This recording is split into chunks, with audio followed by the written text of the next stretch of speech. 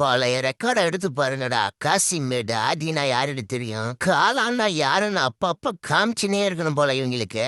ஒரே ஒரு match சொதப்புனதுக்கு Australia அவ்வளவுதான் ஆஹா ஓஹோன்னு கிளம்பிட்டாங்க. ஸ்டார்க்கு வயசாகினே போகுது. ஆஸ்திரேலியா கிட்ட பெருசா பவுலிங்கே இல்ல. WTC வின் பண்ணதுக்கு அப்புறம் அவங்களால ஒண்ணுமே பண்ண முடியலன்னு இனி ஒரு பயம் வாய் திறக்கூடாதுன்னு பங்களாதேஷ் 64 ரன்ல போட்டாங்க. அது இந்த ஸ்டார்க்கு போயபுள்ள ஒத்த ஆளா 12 ரன்ல கொடுத்து 6 விக்கெட்ட கலட்டி இருக்காப்புல. அதுவும் இந்த ஸ்டார்க்கு பயபுள்ளைக்கு மட்டும் ஒரு 2 ஓவர் கரெக்டா விழுந்துச்சு.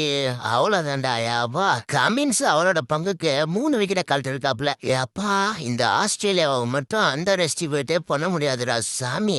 பயம் அவனுங்க ரத்தத்திலே இல்ல. ஃபர்ஸ்ட் டைம் ஆஸ்திரேலியா சாயில பங்களாதேஷ் இது மாதிரி இருக்காங்க, பெரிய விஷயம்.